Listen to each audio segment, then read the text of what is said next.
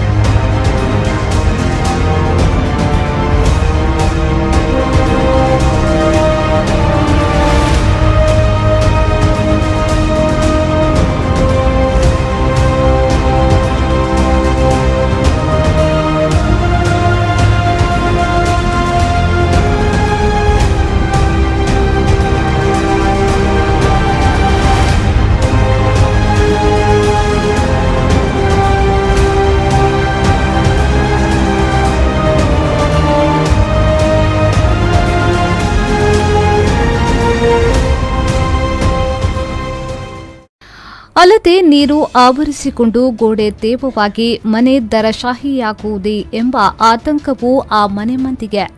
ರಾಷ್ಟ್ರೀಯ ಹೆದ್ದಾರಿಯಿಂದ ಹರೇಕಳ ಸಂಪರ್ಕಿಸುವ ರಸ್ತೆಯು 2014ರಲ್ಲಿ ಅಭಿವೃದ್ಧಿಗೊಂಡಿತ್ತು. ಆದರೆ ಸಮರ್ಪಕವಾದ ಚರಂಡಿ ವ್ಯವಸ್ಥೆ ನಿರ್ಮಿಸದೇ ಇದ್ದುದೇ ಸ್ಥಳೀಯ 3 ಮನೆಗಳಿಗೆ ಕಂಟಕ ಎದುರಾಗಿದೆ. ತುಂಬಾ ಸಮಸ್ಯೆ ಆಗ್ತಾ ಉಂಟು. ಎಲ್ಲ ಅಧಿಕಾರಿಗಳು ತಿಳಿಸಿ ಆಯ್ತು, ಅದು ವ್ಯವಸ್ಥೆ ಮಾಡ್ತಾ ಇಲ್ಲ. ಅವರು ಮಾಡ್ತಾರೆ ಮಾತ್ರ ಹೇಳ್ತಾರೆ, ಮಾಡುವುದಿಲ್ಲ. ಖಾಲಿ 1-2 ಫೀಟ್ನಷ್ಟು ಚರಂಡಿನ ವ್ಯವಸ್ಥೆ ಮಾಡಿದ್ರೆ ಈ ಸಮಸ್ಯೆ ಸಾಲ್ವ್ ಆಗ್ತದೆ. ಬೇರೆ ಏನು ಕಷ್ಟ ಇಲ್ಲ ಅದರಲ್ಲಿ, ಮಾಡಬಹುದು. ಅವರಿಗೆ ಮಾಡಲಿಕ್ಕೆ ಮನಸ್ಸು ಮಾಡ್ತಾ ಇಲ್ಲ ಅವರು ಅಷ್ಟೇ ಹೇಳ್ತಾರೆ. ಹೈವೇ ಸೈಡಲ್ಲಿ ಹೋಗುವ ವ್ಯವಸ್ಥೆ ಉಂಟು, ಅಲ್ಲಿ ತಗ್ಗು ಪ್ರದೇಶ ಉಂಟು, ಅಲ್ಲಿ ತೋಟಿನ ವ್ಯವಸ್ಥೆ ಉಂಟು, ಅಲ್ಲಿಗೆ ಮಾಡ್ಬೋದು ಅವ್ರಿಗೆ. ಅಲ್ಲಿ ಮಾಡ್ತಿಲ್ಲ. ಇನ್ನೀಗ ಇದು ಮೇಲ್ಗಡೆ ಮಾಡಿ ಅದಕ್ಕೆ ಬಿಡುವ ವ್ಯವಸ್ಥೆ ಉಂಟು. ಅಲ್ಲಿ ಸಪೂರ ತೋಟಕ್ಕೆ 2 ಫೀಟ್ ತಗ್ಗು ಮಾಡ್ಬೋದು ಅವರಿಗೆ. ಮನಸ್ಸು ಮಾಡಲಿ ಆಗ್ತದೆ. ಕಳೆದ ವರ್ಷ ಬಂದು ಚರಂಡಿ ವ್ಯವಸ್ಥೆ ಮಾಡ್ತೀವಿ ಅಲ್ಲಿ ಬೋರ್ಡ್ ಎಲ್ಲ ಹಾಕಿದ್ದಾರೆ, ಉದ್ಘಾಟನೆ ಮಾಡ್ತೇವೆ, ಹೆಸರಿಗೆಲ್ಲ ಆಗಿದೆ, ನಾಳೆ ಶುರು ಮಾಡ್ತೇವೆ ಅಂತ ಧೈರ್ಯ ಕೊಟ್ಟು ಹೋಗಿದ್ದಾರೆ. ಆನಂತರ ಈ ಕಡೆ ಯಾರು ಸಹ ಬರಲಿಲ್ಲ. ಹೋಗಿದೆ ಬಿಲ್ಲು ಸಹ ಪರಿಸ್ಥಿತಿ ಬಂದಿದೆ. ಈಗ ಮಲ್ಲಿ ಬಿಲ್ಲು ಪರಿಸ್ಥಿತಿ ಪ್ರಾಯದವರದ್ದು ಮಕ್ಕಳು ಸಹ ಇದ್ದಾರೆ ಮನೆಯೊಳಗೆ. ಏನು ಮಾಡಿ ಎಲ್ಲಿಗೆ ಹೋಗ್ಲಿ, ಕಣ್ಣಿಗೆ ಕಾಣೋದಿಲ್ಲ. ಅವ್ರ ದೊಡ್ಡ ಮನೆ ಇರ್ಬೋದು, ನಮ್ಮಂತ ಬಡಪಾರಿ ಎಂತ ಮಾಡುದು. ಇಲ್ಲಿ ಸಾವಾಗಬೇಕಂದ್ರೆ ಕಾಯ್ತಿರದೆ ಅದು ಸಾವಾಗ್ತದೆ ಅಷ್ಟೇ. ಅಧಿಕಾರಿಗಳಿಗೆ ಸಾವಾಗದೇನು ಕಾಯ್ತಾ ಇದ್ರೆ ಅದು ಸಾವಾಗ್ತದೆ. ಮನೆ ಬಿದ್ದು ಮನೆ ಬಿದ್ದ ನಂತರ ಬರ್ತೀರ ನೀವು ಅಷ್ಟೇ. ಜೀವ ಇದ್ದರೆ ಹೇಕೊಂಡು ಹೋಗುವ ಅಂತೇಳಿ ಸತ್ತವನ್ನ ಮಣ್ಣಿನಲ್ಲಿ ಹಾಕುವ ಅಷ್ಟೇ, ಬೇರೆ ಏನೇ ಮಾಡಲ್ಲ. 1-2-3 ಮನೆ ಉಂಟು ಇಲ್ಲಿ. ಒಂದು ಮನೆ ಬಿದ್ದು ಆಗಿದೆ ಆಲ್ರೆಡಿ, ಇನ್ನೊಂದು ಇಲ್ಲಿ ವಹಿಸ್ತಾನೆ. ಮಣ್ಣಲ್ಲಿ ಇನ್ನೊಂದು ಮನೆ ಉಂಟು, ಅಲ್ಲಿ ಸಹ ಮಾಡ್ಬೋದು. 2 ಫೀಟ್ ಹೊಂಡ ಮಾಡಿದ್ರೆ ನೀರು ಚರಂಡಿನ ವ್ಯವಸ್ಥೆ ಮಾಡಿ ನೀರು ಹೋಗ್ತದೆ. ಅದು ಮಾಡ್ತಾ ಇಲ್ಲ. ಮನೆಯಿಂದ ಡ್ರೆಸ್ ತಗೊಂಡು ಹೋಗಿ ಸ್ಕೂಲಿಗೆ ಹೋಗಿ ಅಲ್ಲಿ ಡ್ರೆಸ್ ಚೇಂಜ್ ಮಾಡಿ ಮಕ್ಕಳ ಸ್ಕೂಲಿಗೆ ಕಳಿಸಿದ್ದು. 1 ಸಲ 2 ಸಲ ಎಷ್ಟು ಸಲ ಕಷ್ಟ ಅನುಭವಿಸೋಕೆ ಇಲ್ಲಿ ಈ ರಸ್ತೆಯಲ್ಲಿ. ನಾವು ಬೇಡಿಕೆ ಇದ್ದಷ್ಟು ಒಂದು ಚರಂಡಿ ಅದೊಂದು ಮಳೆಗಾಲದ ನೀರು ಹೋಗೋ ಒಂದು ವ್ಯವಸ್ಥೆ ಮಾಡಿ ಅಷ್ಟೇ, ಬೇರೆ ಏನು ಬೇಡ. 3 ಮನೆಗಳಿಗೆ ಕಂಟಕವಾಗಿರುವ ರಸ್ತೆಯು ಹೊಳೆಯಂತಾಗುತ್ತಿದೆ. ಸ್ಥಳೀಯ ಖಾಸಗಿ ಕಾಂಪೌಂಡ್ನಲ್ಲಿ ನೀರು ಶೇಖರಣೆಯಾಗುತ್ತಿದೆ. ಅಲ್ಲಿಂದ ಸ್ಥಳೀಯ ಮನೆಗಳಿಗೆ ಸೇರುತ್ತಿದ್ದು ಬದುಕು ಸಾಗಿಸಲು ಸಾಧ್ಯವೇ ಇಲ್ಲದ ಪರಿಸ್ಥಿತಿ. ಸ್ವಂತ ಮನೆಯಿದ್ರೂ ಕೂಡ ಸಂಬಂಧಿಕರ ಮನೆಯಲ್ಲೂ ಅಥವಾ ಬಾಡಿಗೆ ಮನೆಯಲ್ಲೂ ವಾಸ ಮಾಡಬೇಕಾದ ದುಸ್ಥಿತಿ ಸ್ಥಳೀಯರದ್ದು.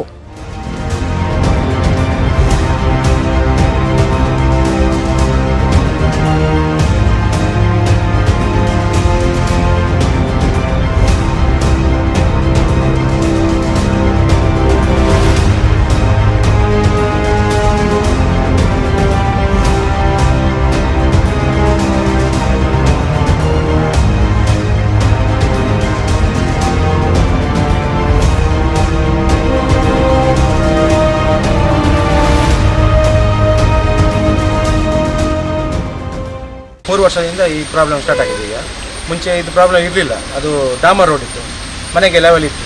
ಈಗ ಅದು ಕಾಂಕ್ರೀಟ್ ಮಾಡಿ ರೋಡ್ ಹೈಟ್ ಮಾಡಿದ್ರು. ಹಾಗೆ ನೀರು ಹೋಗ್ಲಿಕ್ಕೆ ಜಾಗ ಇಲ್ಲದೆ ಎಲ್ಲ ಮನೆ ಒಳಗೆ ನೀರು ಬಂದು ಸೇರ್ತಾ ಉಂಟು. ರೋಡಲ್ಲಿ ಕೂಡ ಜಾಗ ಇಲ್ಲ.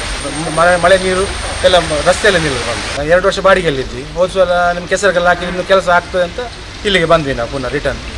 ಹೀಗೆ ಪುನಃ ಪ್ರಾಬ್ಲಮ್ ಸ್ಟಾರ್ಟ್ ಆಯಿತು. ಅಂದರೆ ಎಲ್ಲ ಕಡೆಯಲ್ಲಿ ಈಗ ಮಣ್ಣಾಕಿ ಫಿಲ್ ಮಾಡಿದ್ದಾರೆ, ನೀರು ಹೋಗ್ಲಿಕ್ಕೆ ಜಾಗ ಇಲ್ಲ. ನಮ್ಮ ಮನೆ ಸ್ವಲ್ಪ ತಗ್ಗುಂಟು, ಹಾಗೆ ನೀರಲ್ಲಿ ಸ್ಟಾಕ್ ಆಗ್ತದೆ ಬಂದು. ತೋಡು ಮಾಡುವಂಥ ವ್ಯವಸ್ಥೆ ಉಂಟು, ಯಾರು ಮಾಡಲಿಕ್ಕೆ ಹೋಗೋದಿಲ್ಲ. ಮೊನ್ನೆ ಎಲ್ಲ ಟೆಂಡರ್ ಪಾಸ್ ಆಯಿತು, ಬಿಲ್ ಪಾಸ್ ಆಯಿತು, ಕೆಸರು ಕಲ್ಲ ಹಾಕಿತ್ತು, ನಾವು ರಿಟರ್ನ್ ಬಂದ್ವಿ ಪುನಃ ಬಾಡಿಗೆ ಮನೆ ಬಿಟ್ಟು. ಈಗ ಪುನಃ ಈ ಪ್ರಾಬ್ಲಮ್ ಸ್ಟಾರ್ಟ್ ಆಯಿತು.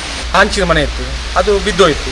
ಮತ್ತು ನಮ್ಮ ಹಿಂದೆ ಎಲ್ಲ ಮನೆಗೆಲ್ಲ, ಮತ್ತು ರೋಡಲ್ಲಿ ಸಹ ಯಾರು ಹೋಗುವಾಗಿಲ್ಲ, ಮಕ್ಕಳೆಲ್ಲ ಶಾಲೆಗೆ ಹೋಗ್ಲಿಕ್ಕೆಲ್ಲ ಆಗೋದಿಲ್ಲ. 15 ನಿಮಿಷ ಮಳೆ ಬಂದರೆ ನೀರು ಫುಲ್ ಆಗ್ತದೆ, ರೋಡಲ್ಲಿ ಫುಲ್ ಆಗ್ತದೆ. ನೀರು ಹೋಗ್ಲಿಕ್ಕೆ ಜಾಗಿಲ್ಲ, ಮನೆ ಒಳಗೆ ಬರ್ತದೆ ಎಲ್ಲ ನೀರು. ಗೊತ್ತಿಲ್ಲ, ನಾವು ಮೊನ್ನೆ ಹೇಳಿದಾಗೆ ಅದೆಂತ ಕ್ಯಾನ್ಸಲ್ ಆಗಿದೆ ಅಂತ ಹೇಳಿದ್ರು.